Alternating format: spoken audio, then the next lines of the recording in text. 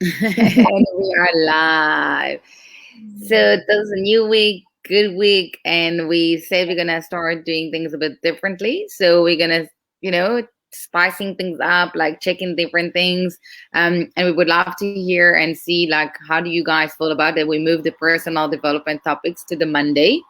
And today we actually gonna chat about self-awareness, and why is it important? Because I can say that sometimes when I look at myself, I'm like, I wish I wasn't that self-aware because it's hard. It's a hard work. Mhm. And there's lots of stuff. So we would love to hear from your side, more insights on, understanding like why it's important, why you need it, why you feel like sometimes you need to do certain things. Um, so we would love to hear about this. So first understanding like why you want something. Yes. So I just wanted to say with the self-awareness, the reason why it's so important, because from a coaching perspective, that is a huge thing that a life coach does. Sitting with a coach, you become more aware. So you go through the understanding and then you become self-aware. Because if you're not aware of something, then how do you actually make the changes and become more present to it? Okay, so because you need to do it for you. So you need to become self-aware in order to manage yourself better. Because certain people, certain places, certain things can be triggers for you. So you need to do it for you. So it's all about you. In general, it's important, like, that you do things for you. And I think we spoke about the previous time that if someone want to come to a life coach, he's doing it not because someone forced him to do it, but he's doing it because it's something he's doing for himself. So as you're saying, so how do you actually start this? Like, how do you start to be aware for the things? How do you know that this is something you need? It's those little, it's the way you behave. So it's emotions, it's about not being able to manage your emotions. It's about overreacting in a certain situation. It's about continuously finding yourself feeling a certain way, feeling angry, feeling frustrated, feeling abandoned, feeling irritated, those kind of emotions. And you want to be able to own those emotions and not worry about keeping everybody else happy, but actually own those emotions and then manage those emotions without suppressing them. So as a life coach, you basically gonna give the tools to understand it. Also, Yeah. like you said that like about the emotions, like how can you know what was the trigger for that? Because sometimes you may be becoming aware in a later stage. So are you also as a life coach, do you help them to find that trigger? Like understand.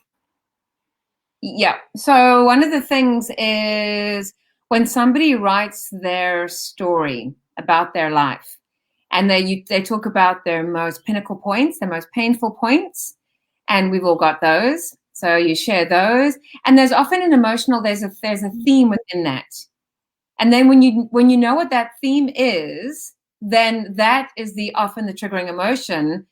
Then this is a bit of an overload of information, but then you want to become self-aware. So you get various exercises in order to become self-aware of the things that you do.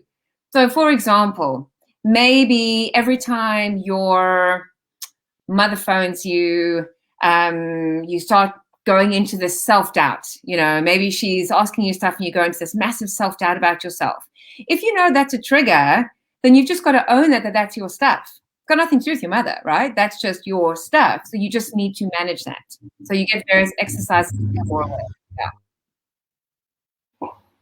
But that is very interesting point because sometimes we are so caught up in a certain situation that how we can actually understand that that situation put us in a certain cycle, and how can we put a stop and say, okay, I need to be aware now that Mhm. this thing is actually putting a trigger on my emotional side.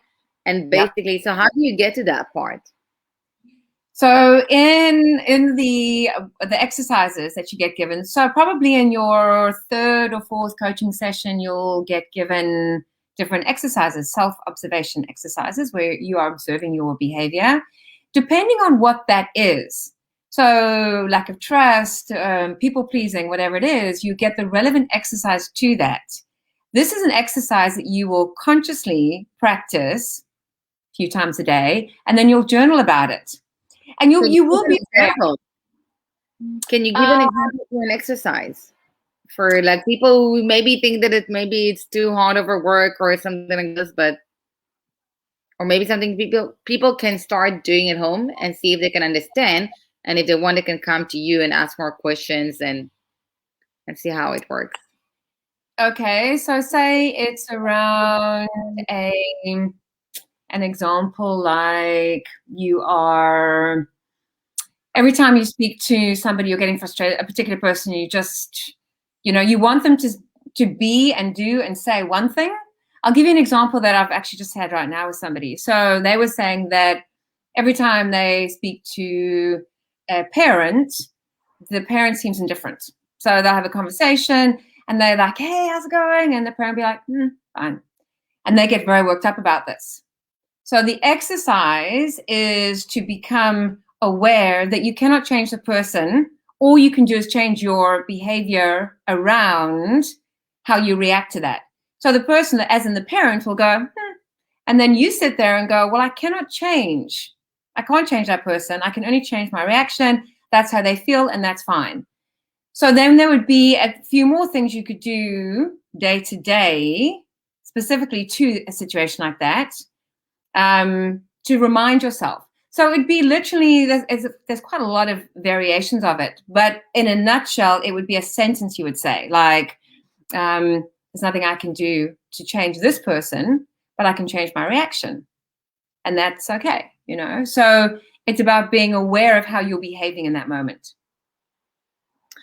And I agree with you, and it's something I remind myself as well, that it's not like I'm the only one who's deciding if to get hurt. I'm the only one who's deciding to get mad or angry about something. I give it that place. So I need to decide, do I want to give it or not? It's my decision. And I think that's partly, and I like what you said about reflecting through journaling, because I must admit that I wasn't that type of a person. And recently, a few weeks ago, I find a connection to it from a different level. And I think it really helps to understand things. And I think it's very important to go to actually a life coach and understand, okay, what to be aware about, how to find those triggers, how to deal with those triggers, how to learn to kind of control your emotion, but not control from like being controlling, but more of like shifting them to the direction that we actually can actually benefit something out of it. Yeah, because then there's less blame and there's less stress, there's less anxiety, and there's more managing of our day to day, because there's always going to be stuff, if we live in a space of feeling abandoned, or we live in a space of feeling helpless, or we live in a space of anger, sure, there's so many things that can trigger those things. But if we can then become aware of that, then we can find alternative ways of managing those emotions. It is, and if I'm understanding right, you're also basically helping them to take the time to get to know themselves, right? Basically in that process. Yeah, to get to know yourself in order to manage yourself. And I don't necessarily believe that, I love structure and I know that about myself. So just because I know it, that doesn't mean I'm going to not be structured. But when it's holding me back, so when I'm trying to do something and I'm being too structured, when it's holding me back, then I'm like, hey, hang on a minute, but it's that whole structure thing, right? So let go of the structure a bit here, because that's probably what's holding you back. So it's kind of like that. And is it a long process to understand, to become self-aware and finding those triggers and doing a certain process of, kind of learning how to deal with them and how not to let them control us? Well, no, I don't mean it really does depend on the other person, because your coaching is anything, say, between 6 to 8 sessions, once maybe every 2 weeks it could happen. And so that would be over a few months, but it would depend on the other person. So if they are working with you, because it's a partnership, so they're going, this is the problem, this is what I want to work on, fantastic. But if they don't want to put in the work, as the coach, there's only so much you can do. You can, you can't do the work for them. And do you feel like that people are more and more like the people who comes to you or maybe other colleagues, are they very self-aware, or are they thinking they're self-aware but they're not really, or are they self-aware for one thing and then they discover something else during the session, or is it that type of mix? I would say they're not self-aware, because I think if they were self-aware, they would know their triggers, they would be able to manage their triggers, and they wouldn't be in the pattern that they're in. So I think the fact that there is a pattern and they're feeling stuck and they are feeling frustrated or whatever emotion they're feeling, they don't necessarily know what their patterns are. And that's why they would come to a coach, to become more aware. And often they think it's one thing, but it's actually something else, So they might blame a certain situation, but they're not actually aware of what the pattern is. Yeah. So anything else, like, so we did spoke about like the self-awareness and how to kind of be more aware, but why is it so important for us to do it? I think otherwise we just keep repeating the same. So if we are not where we want to be in our business, it's the same story we keep telling ourselves. If we are continuously attracting the wrong people, it's the same story we keep telling ourselves. If we are having bad relationships with friends, it's the same story. So wherever we're stuck and we are repeating certain things and we're getting the same thing happening, then we're stuck in some pattern. And until we become aware and we choose to break that, nothing would change, because we would have to work on ourselves first. So in a way, they'll come to you because they are aware that they're stuck in a cycle, but Yes. they're not aware of what's causing that cycle to be. Exactly. Right. Exactly. Yeah. And they need to be willing to do the work. I think I said that to somebody recently who was talking about getting coaching. And I said, well, as long as you're willing to do the work, otherwise don't waste your time, don't waste your money, because it's work. It is. Yeah. And I agree with you. And I think that's a very important thing. So if you guys feel that you are stuck in a certain loop, that you are maybe following the definition of insanity, repeating and doing the same thing over and over again, but expecting different outcome, but the different outcome does not arrive, that's your time to actually go to a life coach and understand what the cycle is all about. Why are you repeating the same pattern over and over again? Why are you repeating the same type of behavior over and over again? Mm-hmm. And with the help of a life coach, you can basically break that cycle. Yeah. And get to a new start and do things differently and see results. Mm. Yep. Exactly. Because if you don't make the change, you're just going to stay same. Yeah. It's boring. Who want to stay the same? Exactly. And I'll agree with this, because I do agree that that's also part that's going to help you to build a better brand by building yourself in a better way. And it doesn't matter if you work for a company or you work for yourself.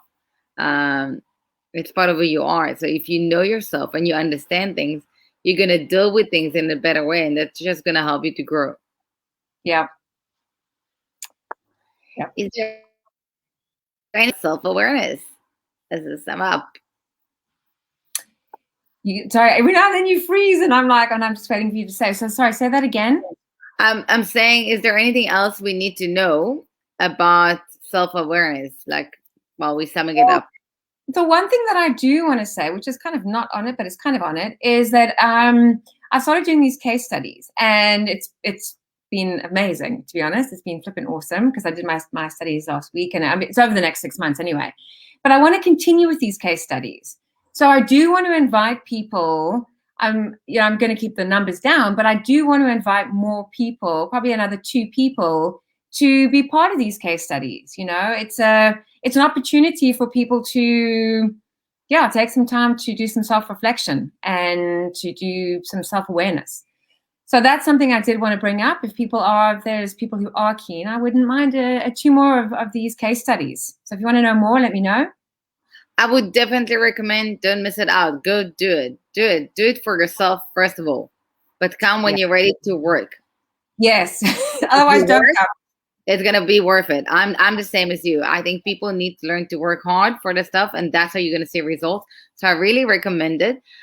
Tomorrow we're gonna speak about like marketing topics. So we're gonna try to also do it like I think like 1 or 2 o'clock. So Yeah. follow us. We'll see you if you have questions. If you feel like you're stuck in a loop and you're not able to come out of it, reach out to Bridget, chat with her. She's gonna help you. She's gonna guide you to break that cycle because you don't want to. You want to be aware of things and because you want to get better. You want to improve things. Yep. Okay. So we're going to wish you an awesome week for everyone and we'll see you tomorrow. Bye. Bye.